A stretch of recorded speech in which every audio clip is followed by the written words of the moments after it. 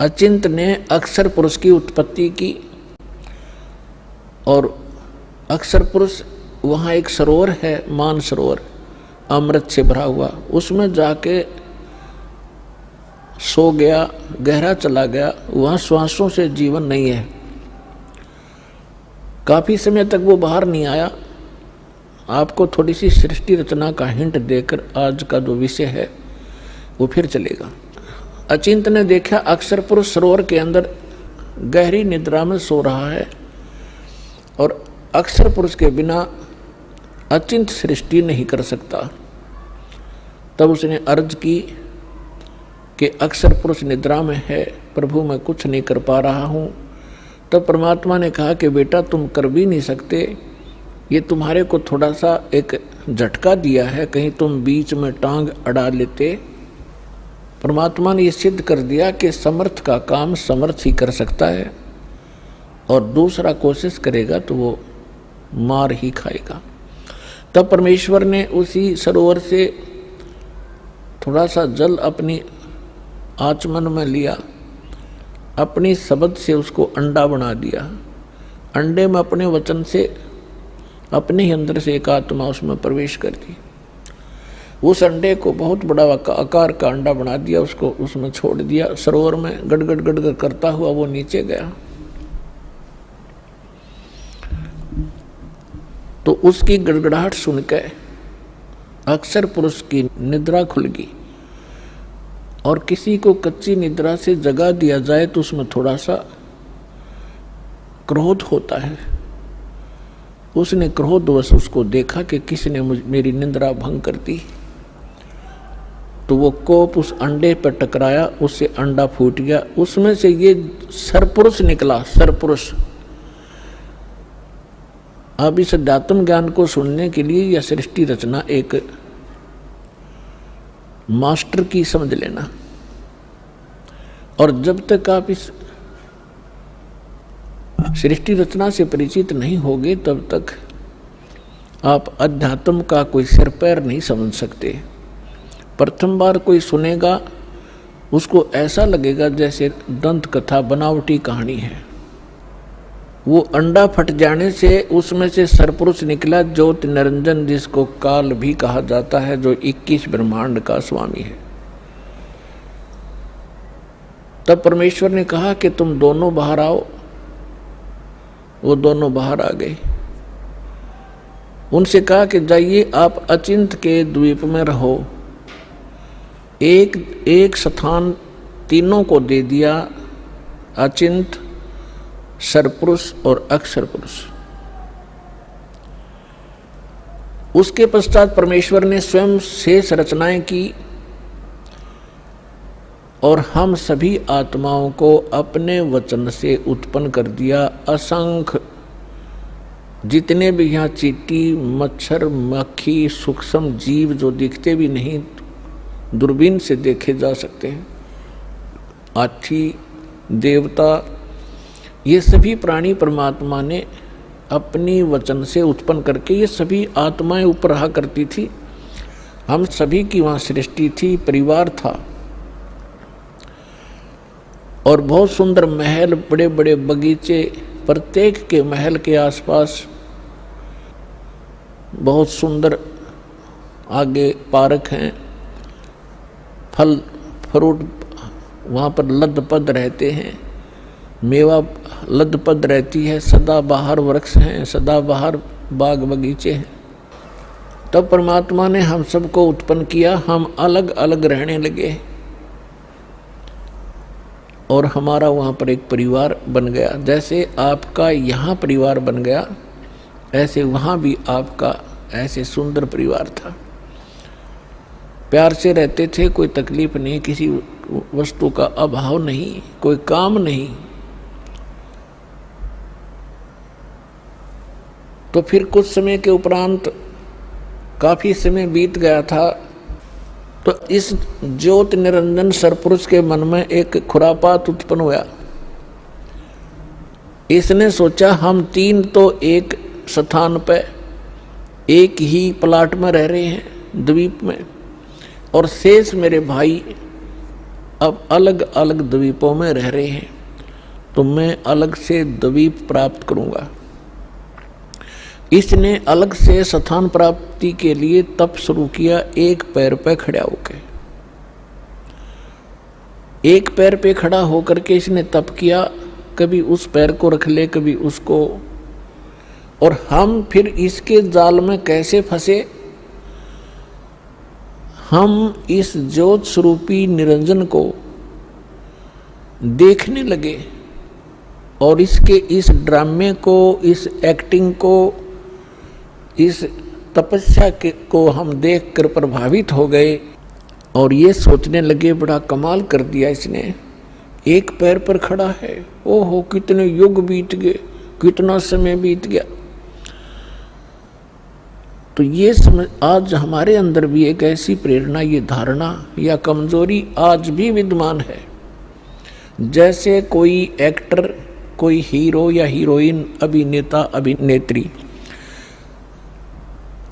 आप उसको देखते हैं, फिल्म वगैरह देखते हैं उनकी, तो उनसे इतने प्रभावित हो जाते हैं ये जवान नौजवान बच्चे, लड़के या लड़कियां, और वो कभी यहाँ आजा बरवाला में या हिसार में, तो ये नादान बालक है, उसको देखने के लिए वहाँ कई हजारों की संख्या में इकट्ठे हो जाएंगे और वो अपनी रोजी रोटी के लिए चटक मटक करते हैं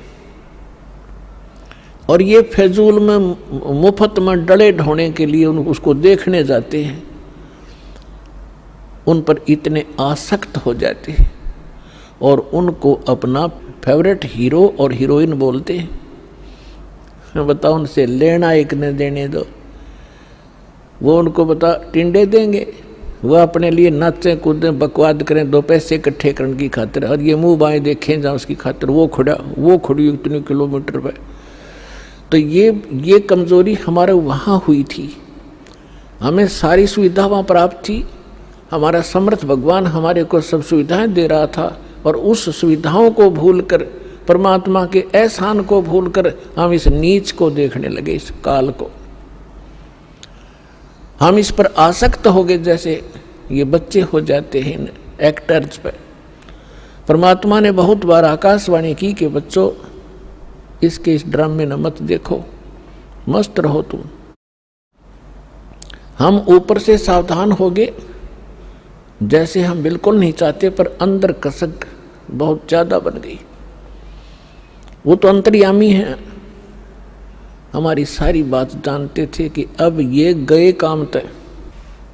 जब उसने 70 युग तक तप किया, तब परमेश्वर ने पूछा कि बोल ज्योत निरंजन, आप क्या चाहते हो, क्यों ऐसा ये हठ कर रहे हो। तब उसने कहा पिताजी मेरे लिए ये स्थान बहुत कम है, मुझे कोई अलग स्थान दे दो, मैं अपना अलग स्थान चाहता हूँ। परमात्मा ने कहा ठीक है भाई। तब से राज मदमानम और जन्म तीसरे शुक्र सवानम, तेरे इस तप के कारण मैंने तुझे 21 ब्रह्मांड का राज दे दिया। जैसे एक धनी पिता अपने पुत्र को उसके हिस्से के 21 प्लाट दे दे खाली। अब उन ब्रह्मांडों को पाकर ये कभी उसमें जा रहा है, कभी उसमें कूद रहा है, सारा नाच कूद कर इसने सोची कि इसमें कुछ कंस्ट्रक्शन भी चाहिए। अब वो समर्थ है, सबका सब सारे मटेरियल उस परमात्मा से उपलब्ध हो सकते हैं। इसने फिर तपस्या की, 70 युग फिर तप किया। हम फिर भी इसको बहुत ज़्यादा चाह रहे थे, ऊपर से सावधान थे पर अंदर से कसक गजब की थी। तब परमेश्वर ने पूछा भी बोल क्या चाहता है ज्योत निरंजन, अब तुझे और क्या चाहिए। तब इसने कहा कि भगवान परमात्मा हे पिताजी मेरे लिए मुझे कुछ कंस्ट्रक्शन करने का मटेरियल सामग्री दे दो। तब परमात्मा ने इसको 5 तत्व और 3 गुण दे दिए और कहा ले बेटा खेल खिलौनों से। इनको पाकर के इसने फिर सोचा कि अब मैं इसमें कंस्ट्रक्शन भी कर लूँगा, और फिर ये यहाँ मुझे अकेले का दिल लगे नहीं, इसके अंदर कुछ प्राणी चाहिए। इसने फिर से हठ योग शुरू किया। जब इसने तीसरी बार 64 युग तप किया तब परमात्मा ने पूछा कि बोल ज्योति निरंजन, तू क्या चाहता है? तो जो तूने मांगा मैंने दे दिया, अब क्यों हट कर रहा है? तब इसने कहा कि प्रभु, हे परमेश्वर, हे पिताजी, मेरा अकेले का दिन नहीं लगता, कुछ आत्मा मुझे दे दो। परमेश्वर ने कहा कि देखो भाई, इस और तपस्या के लिए तू कुछ और मांग सकता है, अन्य तेरे को ब्रह्मांड दे दूंगा, लेकिन आत्मा नहीं दे सकता, क्योंकि ये मेरे अंश हैं और तू इनको घना दुखी कर देगा और मेरे से देखे नहीं जाएंगे फिर ये। तब इसने कहा था, नहीं पिताजी, मैं सत्य का राज करूंगा, जो जैसा कर्म करेगा मैं वैसा ही फल दूंगा, मैं कोई अत्याचार अन्याय नहीं करूंगा। परमात्मा बोले, भी पर एक बात है, यदि कोई सब इच्छा से तेरे साथ जाना चाहता है तो मैं अलाउड कर सकता हूं, नहीं तो मैं नहीं भेजूंगा अपनी आत्मा को, चाहे तू कुछ भी कहे। तो हम पहले से ही जो यहाँ आकर फंस गए, गधे कुत्ते सुअर मच्छर माखी सांप बिच्छू बनकर धक्के खा रहे हैं, हम पहले से इस पर आसक्त थे। जब ये हमारे पास आया, इसने कहा कि मैंने पिताजी से ऐसे ऐसे 21 ब्रह्मांड प्राप्त किए हैं, उनमें ऐसे ऐसे बाग बनाऊंगा, उनमें स्वर्ग बनाऊंगा, ऐसे ऐसे झरने बनाऊंगा, हीरे पन्ने जवाहरात के पहाड़ बनाऊंगा, तो क्या तुम मेरे साथ चलोगे? हम तो पहले ही आसक्त थे। हमने कहा कि यदि पिताजी आज्ञा दे देंगे तो हम चल पड़ेंगे, हम तैयार हैं। इसने पिताजी के पास, परमेश्वर के पास जाकर कहा कि हे भगवान, कुछ आत्माएं मेरे साथ चलने को तैयार हैं। तब परमात्मा ने कहा कि ऐसे नहीं, मेरे सामने स्वीकृति जो करेगा मैं उसको भेज सकता हूँ। अब पुण्यात्माओं, एक समस्या और आती है, क्योंकि हम इस नए ज्ञान में सुनते हैं तो हमारे अंदर इतनी शंकाएं उत्पन्न हो जाती हैं, जैसे सावन के महीने में घास फूट जाया करे, निरी शंकाएं पैदा होंगी। पर शंका का समाधान इस सत्संग से होगा, सुनते ही रहना, सुनते ही रहना, अपने आप सेटिंग हो जाएगी। अब आपके मन में ये आवेगा कि परमात्मा तो जानी जानते कि हमें कितना कष्ट होगा, तो हमें यहाँ नहीं भेजना था। हम अपनी गलती नहीं मानते कि हमने अपने परम पिता को छोड़कर इस नालायक पर आस्था नहीं करनी चाहिए थी, जो हमें सारा सुख दे रहा था, और वो तो त्याग दिया और इस नंग के पीछे लाग लिए जो आप भिखारी उस परम पिता का। अपने आत्माओं, दूसरा ये एग्जाम्पल समझिए कि जैसे सेब विक्रेता होता है, उसको सेब कितनी प्रिय होती है, कितनी कॉस्टली होती है। 1, 2, 3, 4, 10 यदि सेब खराब हो जाती हैं, वो उन सेब को उन सेबों में नहीं रख सकता जो स्वस्थ है। वो भले ही उसको खूब कष्ट होता है, दुख होता है, उसको ये पता है कि देख मेरे को 100-200 रुपये की हानि होगी, वो फिर भी उन खराब सेबों को उठा के और कूड़े में फेंक देता, उसने सूअर खा कर। भले उसकी आत्मा दुखती है कि मुझे कितनी हानि होगी, लेकिन रख नहीं सकता कि ये और भी डूब देंगी। तो हम खराब सेब हो गए थे और परमात्मा ने हमारे को वहाँ से फेंकना अनिवार्य समझा था। ये एक और एग्जाम्पल आपको बता जा रहा है। अब परमात्मा ने हमारे से आकर पूछा कि बोलो भाई, कौन जाना चाहता है इसके साथ? तो हम अपने पिता के सामने बोल नहीं सके, शर्मिंदा हो गए, लज्जित हो गए, नीची गर्दन कर ली, क्योंकि वो पहले ही कहा करते थे कि इस पर आसक्त ना होना। वो सन्नाटा छा गया, साइलेंट हो गया, सब कुछ शांत हो गए। तब परमेश्वर ने कहा कि क्यों भाई ज्योति निरंजन, ये तो कोई नहीं बोल रहा, तू कह रहा था मेरे साथ जाना चाहते हैं। उसी समय एक आत्मा खड़ा हुआ और उसने खड़ा होकर के कहा कि पिताजी, मैं इसके साथ जाना चाहता हूं। अब बाकी हमने सोचा कि यू एक लायक वहाँ सारी लूट लेगा और हम रह गए पाछे, तो हम भी फिर खड़े हो गए, दोनों हाथ ऊपर न कर लिए। सारे के सारे जितने असंख्यों अनगिन जीव यहाँ आ फंसे। तब परमात्मा ने कहा ठीक है भाई, जो जिसने हृदय से स्वीकृति इसकी की है उसको मैं इसके साथ भेज दूंगा, लेकिन आप जाइए अपने ब्रह्मंडों में, मैं इनको वहाँ भेजने का तरीका दूसरा अपनाऊंगा।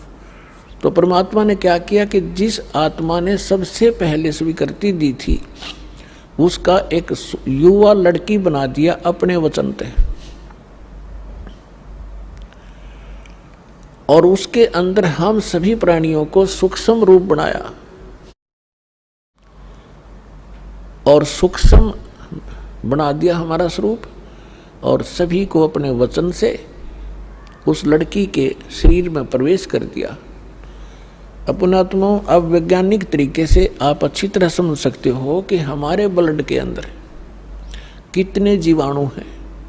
1 ग्राम ब्लड के अंदर 40-40 लाख जीवाणु, ये डॉक्टर लोग बताते हैं कि इतने बैक्टीरिया हैं, इतने फलाने हैं। तो इसको समझने में कति देर नहीं लगेगी। तो इसी प्रकार परमात्मा ने उस लड़की के शरीर में हम सभी को सूक्ष्म बनाकर प्रवेश कर दिया। अब वो लड़की कौन है? ये अष्टंगी है, दुर्गा है, और हम सभी उसमें प्रवेश कर दिए। अपने पुत्र सहज दास को जो परमात्मा ने सबसे पहले 16 वचन से उत्पन्न किए थे, उनको ही वो विशेष वहाँ की व्यवस्था के लिए प्रयोग करते हैं।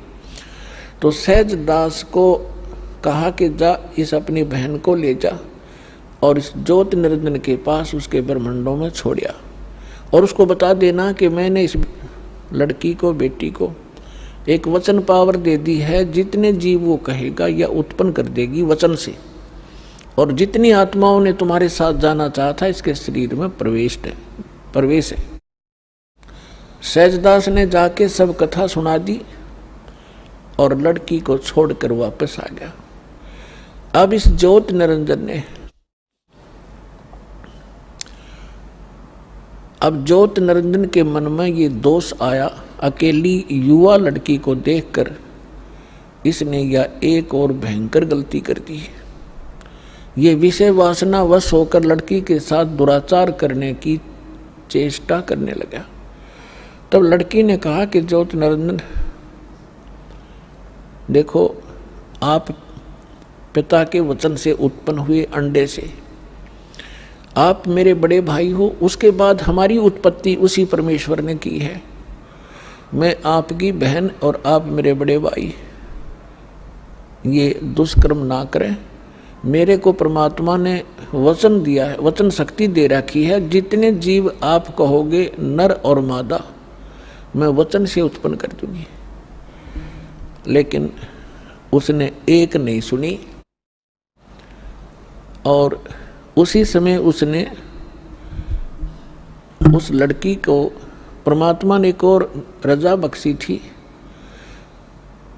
कि उस लड़की को प्रजनन इंद्री नहीं लगाई थी, बाकी शेष सब फीचर्स जो थे वो सब लड़की वाले थे।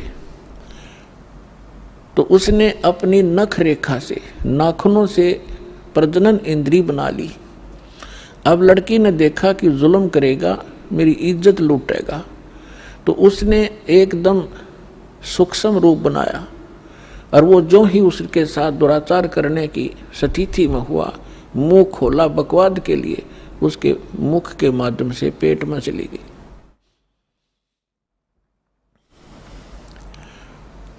और वहां जाकर के उसने पुकार किया कि हे पिताजी मेरी रक्षा करो, मेरे साथ इसने ऐसा दुर्व्यवहार किया। परमात्मा को पता था कि तुमने यही टिंडे देगा यूं, उनको पहले ही मालूम था। हो गया शुरू ड्रामा इसका। तब अपने पुत्र जोगजीत का रूप बना के, जो प्रथम 16 उत्पन्न हुए थे, उन्हीं के रूप में परमात्मा यहाँ आते हैं, और उसके लोक में भी जोगजीत रूप बनाकर गए थे।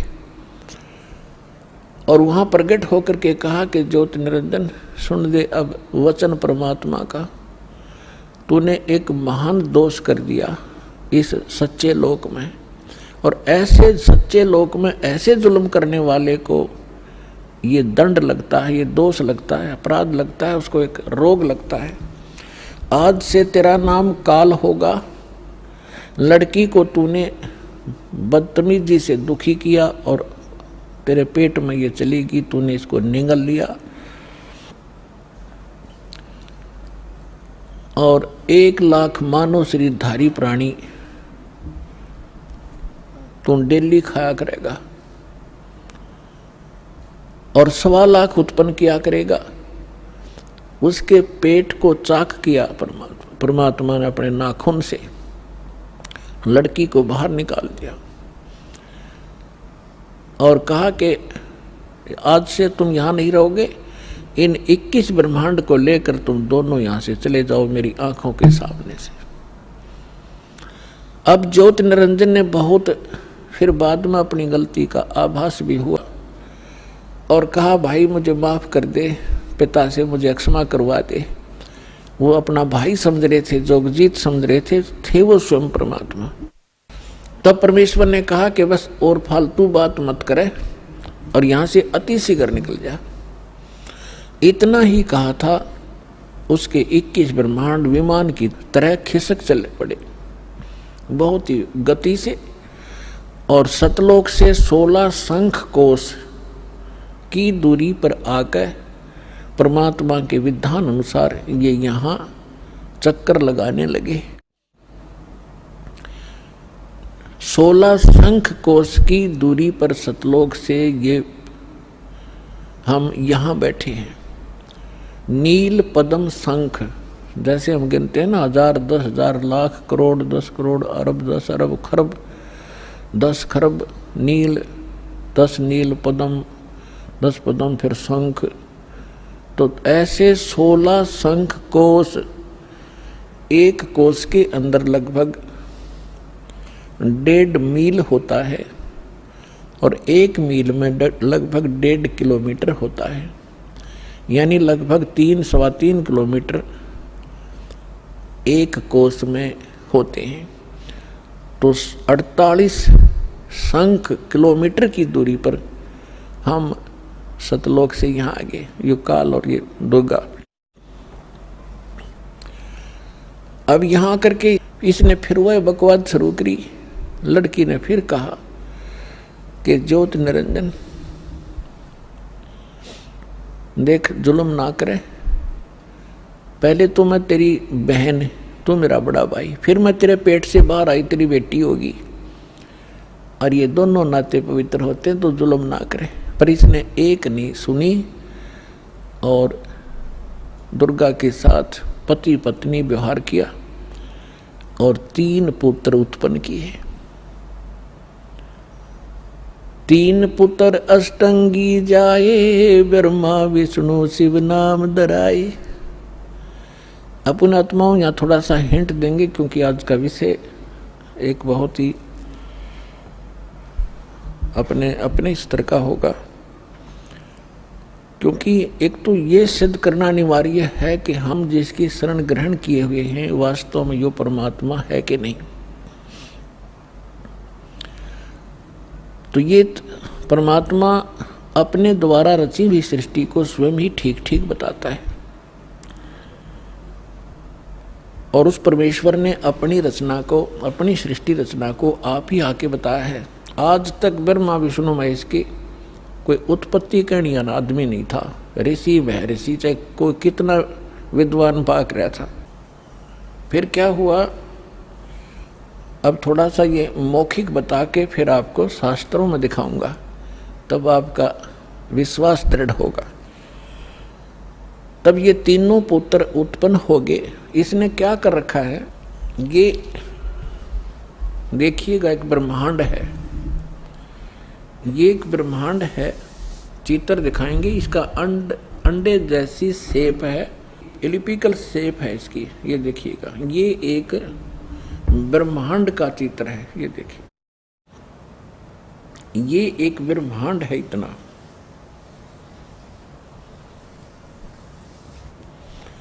और इसमें क्या क्या स्थिति है देखिएगा।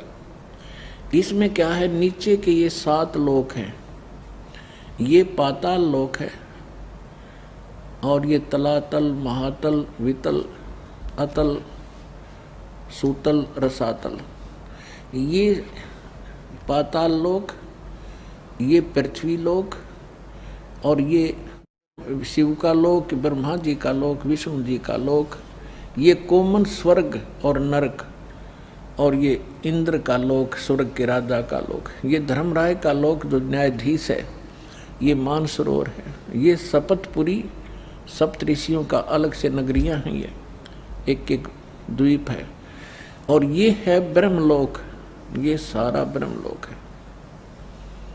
इस ब्रह्मांड के अंदर ही ये ब्रह्मलोक है, और इस ब्रह्मलोक के अंदर इस काल ने एक और जाल फैला रखा है। एक ये तो महा इंद्र का द्वीप है, ये ब्रह्मलोक है जिसको महास्वर्ग कहते हैं। ये नकली सतलोक, नकली अलखलोक, नकली अगम और नकली अनामी लोक की रचना इस काल ने धोखा देने के लिए, जीवों को ये धोखा देने के लिए करवा रखी है। और ये दुर्गा का लोक है अलग से, ये समुद्र है शेष सारा, ये सब समुद्र है चारों तरफ, ये सारा समुद्र है। और यहाँ एक अलग से इसने गुप्त स्थान बना रखा काल ने, यहाँ कोई नहीं जा सकता इस काल की इच्छा बगैर। यहाँ इसने 3 स्थान बना रखे हैं, एक रजोगुण प्रधान अक्षेत्र, एक सतोगुण प्रधान अक्षेत्र, एक ये तमोगुण प्रधान अक्षेत्र।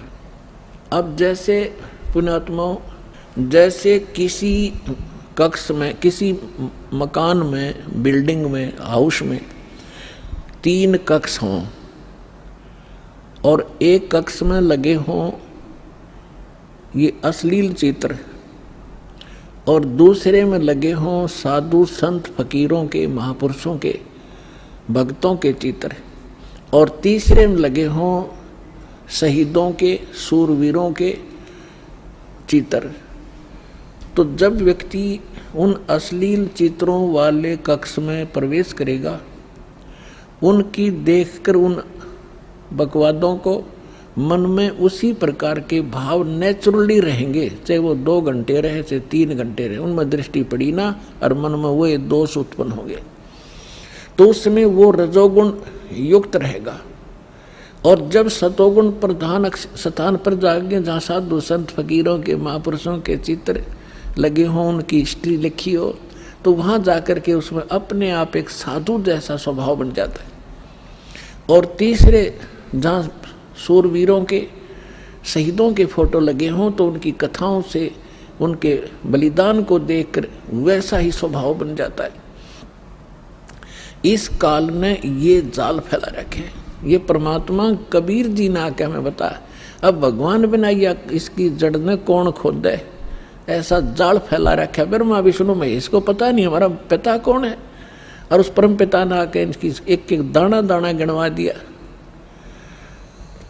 तो इसने क्या कर रखा है कि जैसे ही बाप ने देखा, ये देखिएगा इस स्थान पर ये 3 ऐसे लंबे चौड़े क्षेत्र हैं, ये वैसे दिखा रखे आपको, ये बहुत हजारों किलोमीटर, हजारों कोस का क्षेत्र है। इस क्षेत्र में ये रजोगुण प्रधान क्षेत्र है, तो ये क्या करता है, इसमें स्वयं ये ब्रह्मा का रूप बना लेता अपने पुत्र, जैसे ये ऐसा रूप, और अपनी पत्नी दुर्गा को रखता है सावित्री रूप में। इन दोनों के योग से, पति पत्नी व्यवहार से जो पुत्र उत्पन्न होता है, वो ऐसी शकल का और इसी विचारों का बन जाता है। ये तब तक इसी में रहते हैं जब तक इसका जन्म ना हो ले, और फिर उसको वहीं परवरिश के लिए रख देते हैं, कोमा में रखते हैं। जब तक ये युवा नहीं हो जाते तो ये कोमा में रखते हैं और वैसे उनकी परवरिश जारी रखते हैं। उसके बाद फिर ये यहाँ आ जाते हैं सतोगुण प्रधान क्षेत्र में। यहाँ ये विष्णु रूप बना लेता है और अपनी पत्नी दुर्गा को ये लक्ष्मी रूप बना लेता है। इन दोनों के संयोग से जो पुत्र उत्पन्न होता है वो सतोगुण युक्त हो जाता है और इस जैसी ही शकल का बन जाता है। और यहाँ देखिएगा, और जब ये तमोगुण प्रधान क्षेत्र में जाता है तो वहाँ ये ऐसी वेशभूषा बना लेता है और दुर्गा को ये ऐसे पार्वती जैसी शकल बना कर वहाँ रखता है। इन दोनों के संयोग से जो पुत्र उत्पन्न होता है वो इस जैसी शकल का बन जाता है। फिर इन तीनों को ये कोमा में रख देता है और जब ये जवान हो जाते हैं, युवा हो जाते हैं, इन तीनों को इकट्ठा कर देता है। अब इससे पहले हम आपको परमात्मा कबीर जी द्वारा अपनी ये सारी हमारी सृष्टि रचना सुना रखी है और ब्रह्मा विष्णु महेश के कौन माता पिता हैं वो थोड़ा सा हिंट दूंगा। उसके बाद फिर आपको दिखाएंगे इन हमारे सदग्रंथों में जिनको हम शिरोधार्य मानते थे और सत्य ज्ञान युक्त पुराण, वेद, गीता, इनमें आपको रूबरू करेगा ये दास। तो परमात्मा को हम अशिक्षित मानते थे और ये कहा करते ये क्या जाने धानक दुल्हा, इसने संस्कृत आती नहीं, क्या जाने वेदों और गीता और पुराणों के गूढ़ रहस्यों का। अरे भगवान तो चींटी से लेकर हाथी तक की भाषा जानता है, वो सब प्राणियों की भाषा जानता है। अब ये सिद्ध भी कर देगा दास आपको कि उस परमात्मा ने कैसे रजा बख्शी।